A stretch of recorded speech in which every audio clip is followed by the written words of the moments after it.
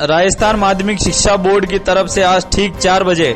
12वीं क्लास का विज्ञान वर्ग का शिक्षा राज्य मंत्री गोविंद सिंह डोटासरा ने परिणाम किया जारी। कुल पास रहा 91.6%। कुल अभ्यर्थी 2,39,800 छात्र बैठे थे परीक्षा में। पहले तो मैं इस माध्यमिक शिक्षा बोर्ड के कार्यालय में आप सबका शिक्षा राज्य मंत्री होने के नाते हार्दिक स्वागत करता हूं, अभिनंदन करता हूं। सभी मीडिया के बंधु, इस ऐतिहासिक पल में ये कहूंगा क्योंकि माध्यमिक शिक्षा बोर्ड के अध्यक्ष के पद को डॉक्टर जारोली जी सुशोभित कर रहे हैं। राज्य सरकार ने नियुक्ति इनकी की तो निश्चित रूप से एक बहुत बड़ी जिम्मेदारी इनके ऊपर थी और कोरोना संक्रमण जिस प्रकार से आया और इस वैश्विक महामारी ने हम सबको अस्त व्यस्त करने का काम किया, जिसमें हमारा बच्चों का भविष्य एक तरीके से अंधकारमय होने लग गया था। बोर्ड के अध्यक्ष जी, सेक्रेटरी साहब और तमाम अधिकारी और कर्मचारियों ने और मेरे शिक्षा विभाग के तमाम शिक्षकों ने, प्रशासन के तमाम अधिकारियों ने माननीय मुख्यमंत्री जी की दृढ़ इच्छा शक्ति को ध्यान में रखते हुए ये परीक्षाएं 12वीं और 10वीं की करवाई और मैं समझता हूं देश में पहला राज्य आपका राजस्थान होगा जिसमें माध्यमिक शिक्षा बोर्ड प्रथम हमारा राजस्थान का है, जिसने इस प्रकार की बहुत ही शानदार तरीके से बच्चों को संक्रमण से बचाते हुए उनके भविष्य को संवारने के लिए 10वीं और 12वीं की बोर्ड की शेष एग्जाम्स करवाई और करवाई नहीं बल्कि पहली बार राजस्थान के इतिहास में जिस दिन परीक्षा समाप्त हुई उसके 18 दिन में वो भी जांच करके और ये रिजल्ट आज घोषित करने का बटन दबाने का मुझे सुअवसर मिला है। इसके लिए मैं मेरे माध्यमिक शिक्षा बोर्ड के अध्यक्ष जी का, इनकी तमाम टीम का, सेक्रेटरी साहब का, तमाम का धन्यवाद देना चाहता हूं और आपको भी इस बात के लिए धन्यवाद देना चाहता हूं कि आपका मीडिया का इस परीक्षा कराने में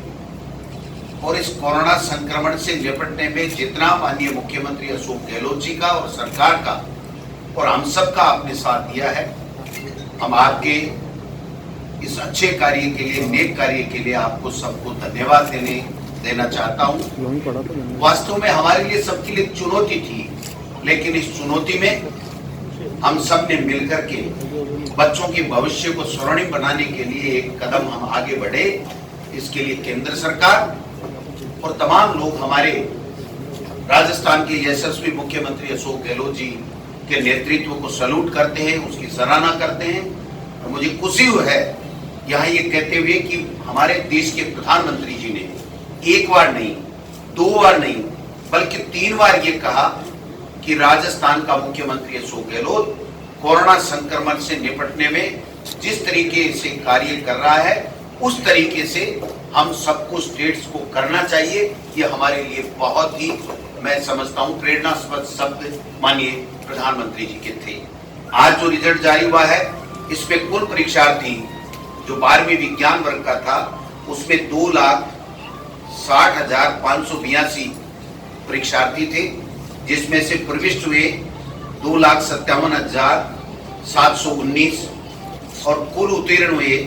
2,39,367 यानी 92.88% रिजल्ट हमारा 19 का था। अब इस बार जो रिजल्ट आया है उसमें कुल परीक्षार्थी 2,39,769 हैं और प्रविष्ट हुए वो 2,37,305 हैं और जो कुल उत्तीर्ण हुए हैं वो 2,18,232 कुल उत्तीर्ण हुए हैं। इस बार का हमारा जो 12वीं विज्ञान का 2020 का जो रिजल्ट है उसमें 91.96% यानी पिछले साल का भी मैंने आपको बताया, इस साल का भी बताया। तो इस साल हमने 91.96% हमारे 12वीं विज्ञान का परिणाम रहा है। मैं उन तमाम जो बच्चे परीक्षा में उत्तीर्ण हुए हैं, अच्छे मार्क्स आए हैं, उनको मेरी ओर से, राजस्थान के मुख्यमंत्री अशोक गहलोत जी की तरफ से और हमारे अध्यक्ष जी की तरफ से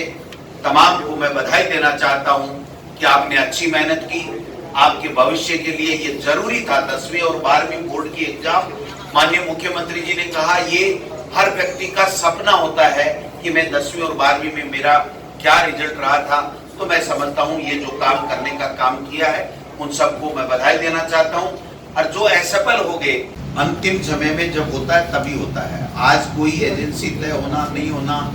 कोई तय नहीं होता है, ये लास्ट का काम है। जब हम पैटर्न तय कर लेते हैं तो उसके बाद में एजेंसी की बात आती है। सर, फीस को लेकर के कल आपने कोई आदेश जारी किया है सर? जी, बच्चों से फीस नहीं ली जाएगी? निश्चित रूप से एक तरीके से जब से कोरोना संक्रमण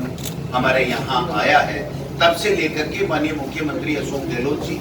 बराबर नजर गड़ाए हुए हैं हर वर्ग को किस तरीके से संक्रमण से बचाया जाए और उनके किसी तरह की दिक्कत नहीं आए, इसके बारे में 18-18, 20-20 घंटे प्रतिदिन काम कर रहे हैं। तो जब उनके संज्ञान में ये बात आई कि लोगों का रोजगार छिन गया है, वो पैसे कैसे दे पाएंगे और बीच में परीक्षार्थी परीक्षा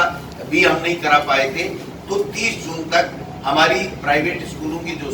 फीस थी उसको डेफर करने का 3 महीने का निर्णय माननीय मुख्यमंत्री जी के निर्देश पर विभाग ने लिया था। चूंकि अब अभी तक न तो मानव संसाधन मंत्रालय भारत सरकार ने कोई स्कूल खोलने की गाइडलाइन दी है, उन्होंने कहा है कि आप 31 जुलाई तक नहीं खोल पाएंगे। जब हम विद्यालय नहीं खोल पाएंगे, जब हम एडमिशन नहीं ले पाएंगे, जब हम क्लासें नहीं कर पाएंगे, तो मैं समझता हूँ ये जो विवाद था कि फीस दो, अभिभावक कह रहे थे जो विद्यालय नहीं खुला तो हम फीस कैसे दें, तो इसलिए ये निर्णय लिया गया हमारे विभाग के द्वारा कि ये जब तक स्कूल नहीं खुले तब तक इस